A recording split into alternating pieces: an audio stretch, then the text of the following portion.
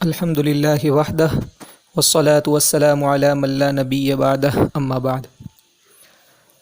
ہماری گفتگو ہو رہی تھی زراعت اور کھیتی کسانی کی جائز صورتوں کے بارے میں، تو ہم نے اگلے ویڈیوز میں کھیتی کی جو 3 جائز صورتیں ہیں وہ تو جان لی۔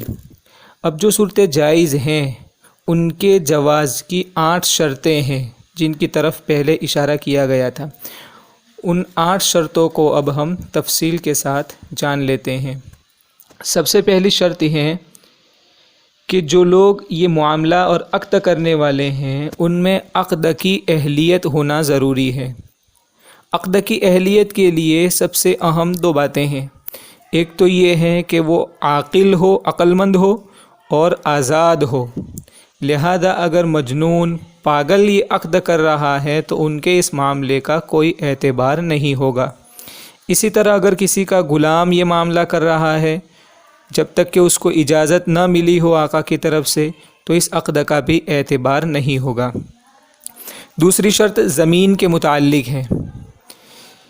زمین کے متعلق شرط میں سب سے بڑی بات یہ ہے کہ وہ جگہ کتنی ہے اور کہاں ہے یہ بھی معلوم ہونا ضروری ہے، کیونکہ اگر زمین کس جگہ ہے وہ معلوم نہیں ہے یا کتنی ہے وہ معلوم نہیں ہے تو کبھی کبھی وہ جھگڑے کا سبب بن جاتا ہے، اور شریعت مطہرہ ہر اس کام کی اجازت نہیں دیتی جس میں جھگڑا ہو سکتا ہو۔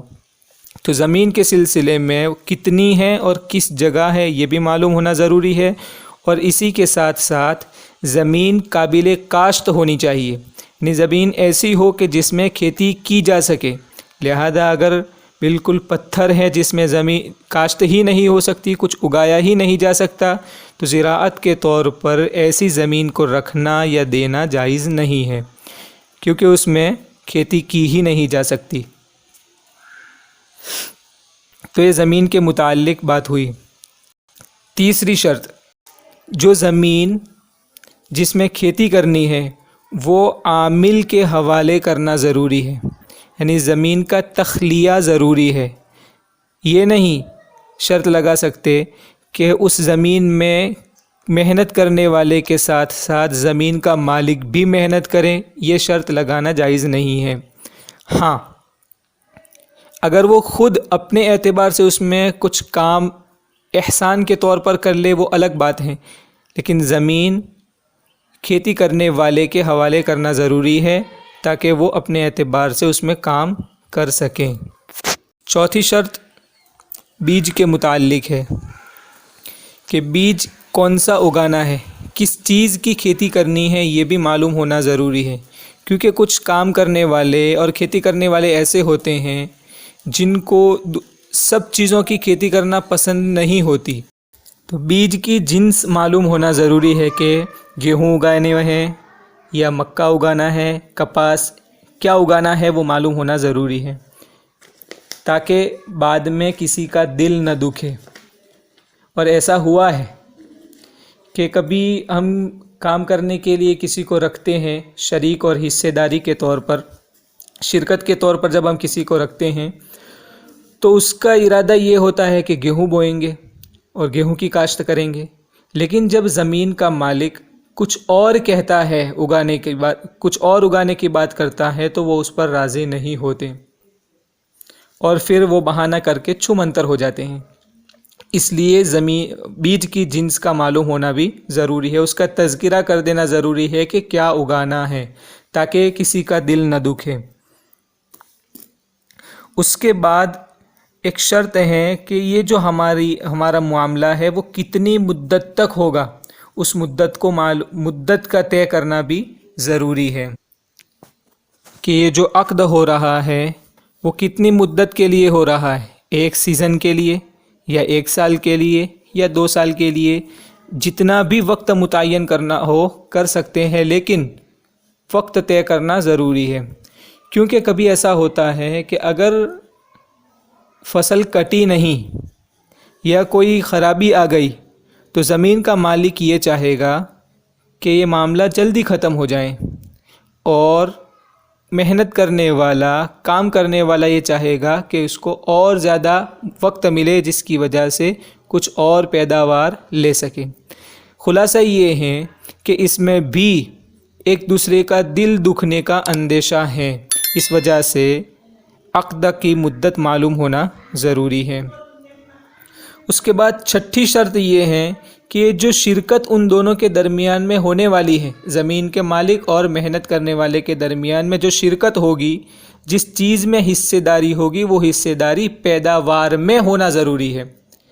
یہ نہیں کہ کوئی مخصوص مقدار متعین کر دے کہ اتنی مقدار دے دینا ہے اور تمہیں کام کرنا ہے، یا کام کرنے والے کو اتنی مقدار مل جائے گی اور باقی جو کچھ پکے گا، جو کچھ نکلے گا، جو پیدا ہوگا وہ زمین کے مالک کا ہوگا۔ اس طرح نہیں، بلکہ پیداوار میں شرکت ضروری ہے کہ 5واں حصہ رہے گا یا چوتھا رہے گا یا تیسرا رہے گا، چھٹا رہے گا، یہ پیداوار میں شرکت کرنا ضروری ہے۔ کوئی مخصوص جگہ کی اگر بات کریں کہ بھائی اس جگہ میں جو پیدا ہوگا وہ زمین کے مالک کا رہے گا، اور اس کے علاوہ کوئی دوسری جگہ ہے وہاں جو پیدا ہوگا وہ کام کرنے والے کے لیے ہوگا، محنت کرنے والے کے لیے ہوگا، تو یہ بھی جائز نہیں ہے۔ پوری زمین کے اندر سے جو بھی پیداوار ہوگی، اس پوری پیداوار کے اندر سے ان کا حصہ مشترک طور پر دیا جائے گا، جو بھی متعین کیا ہو وہ دیا جائے گا۔ 7ویں شرط ہے کہ ان دونوں میں سے ہر ایک کا حصہ متعین کرنا ضروری ہے۔ جب ایک کا حصہ متعین کریں گے تو دوسرے کا خود بخود متعین ہو جائے گا، اور خاص طور پر اس کا حصہ متعین کرنا پڑے گا جس کی طرف سے بیج اور خرچہ نہیں ہے، جو صرف محنت کر رہا ہے یا صرف اس کی زمین ہے۔ بیج اور محنت جس کی طرف سے نہیں ہے اس کا حصہ متعین کر دیں گے تو بیج والے کا حصہ خود بخود متعین ہو جائے گا۔ تو حصہ متعین کرنا بھی ضروری ہے کہ کس کا کتنا رہے گا، 5واں، چوتھا یا چھٹا۔ تو چھٹی اور 7ویں جو شرطیں ہیں وہ قریب قریب ہے۔ ایک، حصے داری متعین ہو، اور نمبر 2، حصے داری پیداوار میں ہونا ضروری ہے، کوئی مستقل الگ طور پر رکھنا جائز نہیں ہے۔ آخری اور 8ویں شرط یہ ہے کہ بیج کی ذمہ داری کس کی ہوگی، خرچہ کس کے ذمے ہوگا، یہ بھی طے کر لینا ضروری ہے۔ یعنی جو یہ 3 صورتیں ہیں، ان 3 صورتوں میں سے کس صورت پر عمل ہو رہا ہے یہ طے کر لینا ضروری ہے۔ یہ طے کر لے کہ بیج کس کے ذمے ہوگا، کام کرنے والے کا خرچہ یا پھر زمین والے کا خرچہ۔ جب ہم یہ طے کر لیں گے تو یہ کون سی صورت بنی ہے خود بخود متعین ہو جائے گا۔